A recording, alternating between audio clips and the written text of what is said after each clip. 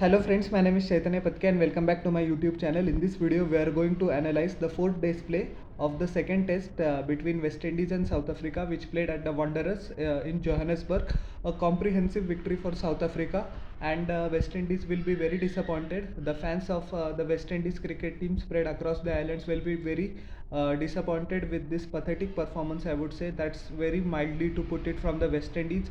No application, no character, and nobody showed the appetite for a fight. Nobody showed the stomach to just stay at the crease and at least lose by a comfortable or I would not use the word comfortable, by a respectable margin. So very sad, and it is very disheartening to see the current state of West Indies cricket.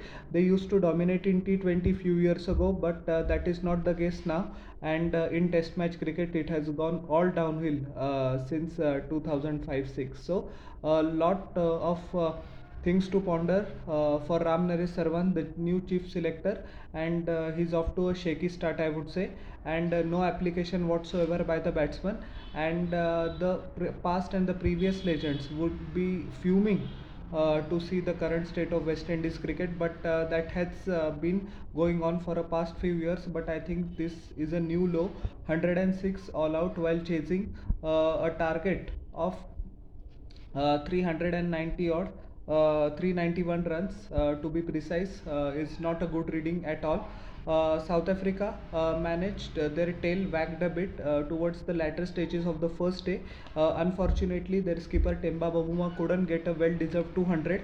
He just added one run to his overnight score, and he was out by Jason Holder, and a straight catch to Gudakesh Moti at deep to Kemar Roach, I beg your pardon, at deep mid wicket. Van Mulder perished for 42, despite the fact that he played very well. Alzari Joseph eventually accounted for his wicket. Keshav Maharaj 10 of 24 deliveries, and Gerald Coetzee scored 9 of 19 deliveries. A couple of sixes from KG Rabada towards the latter stages of the innings to Jason Holder, which propelled South Africa's lead past 350.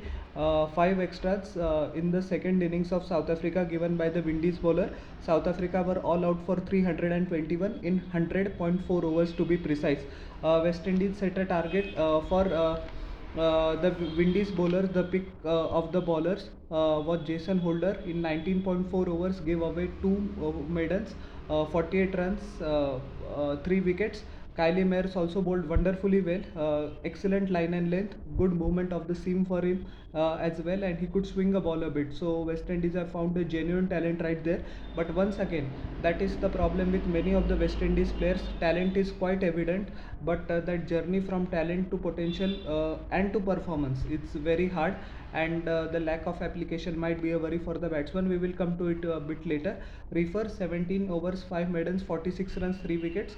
Gudakesh Moti was expensive, 10 overs, 40 runs. Roston Chase also didn't perform up to his potential in this whole tour. 14 overs, 1 maiden, 45 runs. He didn't show any appetite for a fight with the bat as well, unfortunately. Blackwood bowled 1 over on the previous day, that is the third day. Alzari Joseph in 14 overs gave away 49 runs, bowled 1 maiden, took 2 wickets. And Kemar Roach in 14 overs, 2 maidens, 54 runs, 1 wicket. So, and 1 wicket was picked up by Raymond Reifer as well. South Africa were the favourites from the start and 391 to win. Windies backs were always against the wall. Craig Brathwaite actually looked good.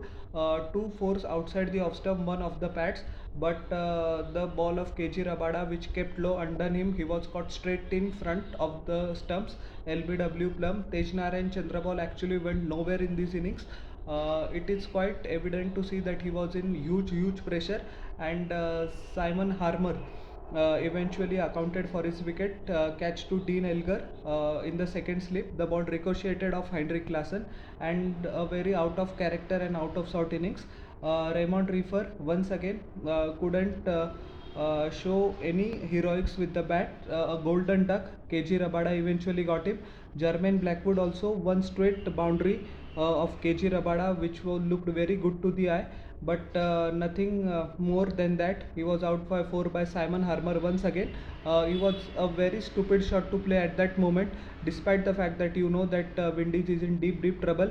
At one moment, West Indies were 32 for 5, such a pathetic scoreline.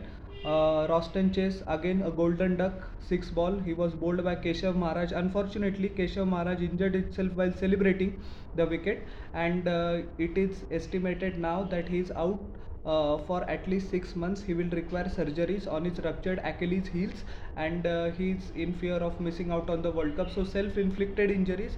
I don't know why to celebrate in such a stupid manner to risk your career. And this has happened not only with Keshav Maharaj, but it was also seen with Johnny Bairstow in a golf accident. Actually, he missed the T20 World Cup triumph of England, and a lot of cricket that has followed since then. Ravindra Jadeja also missed quite a few months of action due to a skiing accident, which BCCI initiated an inquiry. I don't know where that result of the inquiry and who was to blame went. But yes, over celebrations and over zealousness also can cost you crucial months of your career. So that the cricketers have to bear in mind while celebrating. Joshua De Silva once again showed good class, good courage, good character. 34 of 52 deliveries, 1 youth, 6 of Simon Harmer, and 5 boundaries. He actually looked like he took a toll on Harmer, but he was undone by an eventual beauty by Gerald Coetzee. The ball kept low once again, similar to the dismissal of Craig Brathwaite. Jason Holder, 4 boundaries, 19 runs. He was undone by Gerald Coetzee as well. Wonderful in swinger. Kemar Roach, 2 of 23 deliveries. He was caught at third man. Once again, Gerald Coetzee wiping off the Windies tail, making sure that it doesn't whack. And Simon Harmer eventually put the West Indian team out of their misery by taking the wicket of Alzari Joseph, who cracked a couple of lusty blows towards the latter end, but it was never enough. He was stumped by Henrik Larsson of the bowling of Simon Harmer. 2 extras, 110, 106 all out. A pathetic performance just on the first day of the second session. So and as I said a couple of moments ago, 32 for 5. So Windies were in a deep trouble, but I expected them to show some courage and fight, at least prolong their stay, show some appetite for fight, but unfortunately that didn't happen. Many reasons will be given for the demise of West Indies cricket, as many cricket experts have pointed out the inclination to play T20 cricket. But actually what hurts me the most, that this is a team of test match specialists, especially Craig Brathwaite and Tej Narayan Chandrapal. Jermaine Blackwood famously won a test for West Indies in England, the first test after the COVID pandemic, if you all remember, 3 years back. So this hurts the most. Roston Chase performance has also tapered off quite significantly. I don't know what is the reason. Only shining light in this store was Joshua De Silva. I think behind the stumps he was impeccable, showed good fight with the bat as well, and West Indies should persist with him in the longer time. Application while batting is very essential. Although the positive that Craig Brathwaite in the post-match presentation told that they took all 20 wickets, but the batting is nowhere near good enough at the test level, especially at the level which India, South Africa, Australia, New Zealand batsmen play. Windies batsmen need to put in a lot of hard work, and a lot of dirty work needs to be done. But who will do that and who will tell them? So that is going to be a big responsibility for the coach, as well as the new chairman of selectors, Ram Naresh Sarwan. So we'll have to see how Windies proceeds from here. But the only way the only way from here is up, because actually this is rock bottom. I don't know such shambolic performances what the people in the islands will make of it, but it is what it is, and it is a sad, harsh reality for Windies cricket. So South Africa wrap up this test by 284 runs, a comfortable victory. And the next test assignment for South Africa will be against India in December.